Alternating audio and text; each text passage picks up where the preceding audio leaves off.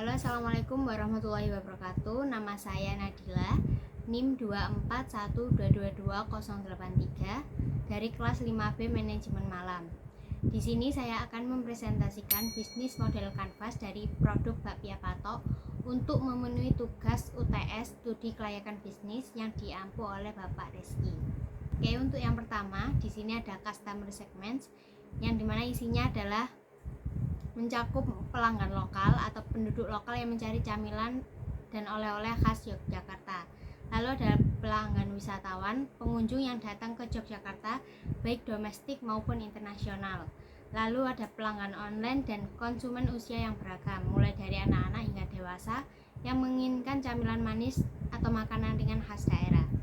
Lalu nomor 2 ada value proposition yang dimana isinya adalah cita rasa khas yang dimana Bakpia Patok memiliki rasa autentik yang khas dari Yogyakarta. Lalu ada kemasan yang menarik, dikemas dengan baik dan menggunakan kualitas estetika. Lalu ada varian rasa yang beragam seperti kacang hijau, coklat, durian, stroberi, dan lain-lainnya. Lalu kualitas terjamin atau penggunaan bahan lokal yang berkualitas dan proses pembuatan yang terjaga kebersihannya. Lalu untuk nomor 3 ada channels yang dimana berisikan toko fisik atau penjualan langsung di tempat-tempat wisata. Lalu nomor 2 ada e-commerce dan media sosial yang dimana penjualan melalui platform e-commerce seperti Shopee, Tokopedia atau yang lainnya. Dan distributor reseller yang dimana pemasaran melalui jaringan distributor dan reseller yang menjangkau pasar yang lebih luas. Lalu poin yang nomor 4 ada customer relationship, berisikan program loyalitas, yakni memberikan diskon atau hadiah bagi pelanggan setia. Dan selanjutnya pemasaran lewat ulasan yang dimana penjual memanfaatkan testimoni dan ulasan dari pelanggan yang puas untuk membangun kepercayaan dan menarik pelanggan baru. Lalu engagement di media sosial yang membuat konten menarik seperti resep atau ide pemakaian bakpia dalam berbagai kesempatan. Bisa dicek di Instagram official Bakpia Patok 25 Jogja. Lalu nomor 5 ada revenue stream yang dimana berisikan penjualan langsung atau pendapatan dari penjualan produk bakpia langsung ke konsumen baik secara offline maupun online. Lalu ada penjualan grosir, pendapatan diperoleh dari penjualan dalam jumlah besar kepada distributor atau toko lain, dan pemasaran affiliate atau pendapatan dari kerjasama dengan agen atau influencer yang mempromosikan Bakpia Patok. Oke, lanjut di poin nomor 6 yaitu key resource yang dimana berisikan dengan bahan baku berkualitas, yakni pembuatan Bakpia Patok pastinya menggunakan bahan yang berkualitas seperti kacang hijau, gula, tepung terigu, dan bahan-bahan lainnya yang diperlukan untuk membuat bakpia. Selanjutnya ada peralatan produksi seperti peralatan dapur dan mesin untuk memproduksi bakpia secara massal dengan kualitas yang terjaga. Lalu ada branding dan reputasi yang dimana membangun merek yang kuat dan dipercaya oleh konsumen. Dan terakhir ada jaringan distribusi, yakni saluran distribusi untuk menjangkau berbagai konsumen baik lokal maupun internasional. Poin nomor 7 yakni key activities yang dimana berisikan produksi bakpia, memastikan bakpia diproduksi dengan standar kualitas yang konsisten, pemasaran dan promosi atau aktivitas pemasaran untuk meningkatkan kesadaran merek dan menarik pelanggan seperti iklan di media sosial, influencer atau event lokal. Lalu pengelolaan distribusi, mengatur dan mengelola saluran distribusi untuk memastikan produk sampai ke pelanggan tepat waktu dan dalam kondisi baik. Dan yang terakhir inovasi produk, yakni mengembangkan varian rasa baru atau produk turunan untuk memenuhi permintaan pasar. Untuk poin nomor 8 yakni key partnership yang dimana berisikan supplier bahan baku atau pemasok bahan baku utama seperti kacang hijau, tepung terigu, gula, dan bahan baku lainnya. Lalu ada distributor dan toko retail yang dimana kerjasama dengan distributor untuk memperluas pasar serta toko-toko yang menjual produk bakpia. Lalu ketiga ada platform e-commerce atau kemitraan dengan platform jual beli online untuk memasarkan produk. Lalu ada influencer dan brand ambassador, yakni kerjasama dengan influencer atau selebriti untuk promosi produk Bakpia Patok. Lalu usaha lokal dan UMKM, yakni kita berkolaborasi dengan usaha lokal lainnya untuk memperkenalkan produk bakpia lebih luas.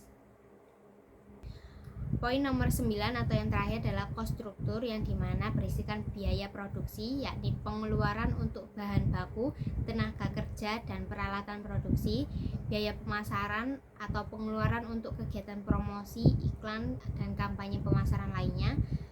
Nomor 3, biaya distribusi atau biaya yang terkait dengan pengiriman produk ke konsumen atau distributor.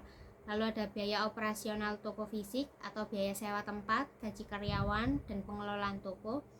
Dan yang terakhir adalah biaya pengembangan produk atau investasi untuk penelitian dan pengembangan varian rasa baru atau produk inovatif. Ada tambahan, yakni analisis legal dari produksi bakpia patok, yakni sudah bersertifikat halal atau MUI. Bakpia patok sebagai produk makanan kemungkinan besar sudah mengajukan sertifikat halal dari Majelis Ulama Indonesia. Jika bakpia patok ingin memperluas pasar ke negara-negara dengan populasi muslim yang besar seperti Malaysia atau Timur Tengah, sertifikat halal ini akan sangat penting. Bakpia patok yang telah dikenal di Yogyakarta dan beberapa wilayah lainnya kemungkinan besar sudah mendapatkan sertifikat halal dari MUI. Lalu ada sertifikasi pangan atau BPOM, yakni biasanya bakpia yang dijual di toko oleh-oleh besar atau di luar Yogyakarta akan mematuhi standar ini. Produk yang dipasarkan dalam kemasan komersial atau yang sudah memasuki pasar yang lebih luas seperti supermarket atau toko daring harus memiliki izin BPOM. Jika bakpia patok dijual dengan kemasan yang lebih besar atau di luar area Yogyakarta, bisa jadi sudah memiliki sertifikasi BPOM. Ketiga, ada sertifikasi ISO atau standar internasional lainnya. Untuk merek bakpia lokal seperti bakpia patok, sertifikasi ISO atau standar internasional mungkin belum menjadi prioritas utama, kecuali mereka berencana untuk ekspansi ke pasar luar negeri dalam jumlah yang besar. Keempat, ada hak kekayaan intelektual atau HKI, yang dimana bakpia patok juga dapat memiliki kekayaan intelektual seperti merek dagang atau trademark yang melindungi nama dan logo bakpia patok. Ini akan melindungi merek tersebut dari upaya peniruan atau pemalsuan oleh pesaing. Untuk merek bakpia patok kemungkinan sudah didaftarkan di Direktorat Jenderal Kekayaan Intelektual atau DJKI untuk mendapatkan perlindungan hukum terhadap nama dan identitas merek mereka. Kesimpulannya, secara umum bakpia patok kemungkinan besar sudah memiliki sertifikat halal dari MUI serta izin BPOM jika dipasarkan secara luas. Namun, untuk sertifikasi lainnya seperti ISO atau hak kekayaan intelektual, itu akan bergantung pada langkah ekspansi bisnis dan kebutuhan perusahaan tersebut. Lalu untuk yang terakhir ada analisis organisasi dan manajemen, yang dimana struktur organisasi pastinya sudah jelas dan memudahkan koordinasi dan pembagian tugas. Lalu sumber daya manusia, yakni ketersediaan tenaga kerja yang terampil dan berkomitmen sangat penting untuk menunjang operasional bisnis. Lalu ada sistem informasi, yakni implementasi sistem informasi yang baik akan membantu dalam pengelolaan data, produksi, penjualan, dan keuangan. Kesimpulan dari presentasi hari ini yakni bisnis bakpia patok memiliki prospek yang baik, terutama dengan pengelolaan pemasaran yang baik melalui kanal online atau offline.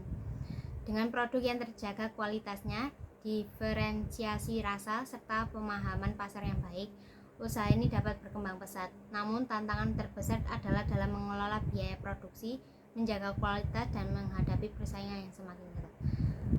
Sekian presentasi dari saya hari ini. Selebihnya bila ada kurang kata atau kurang sikap, saya mohon maaf sebesar-besarnya. Wassalamualaikum warahmatullahi wabarakatuh.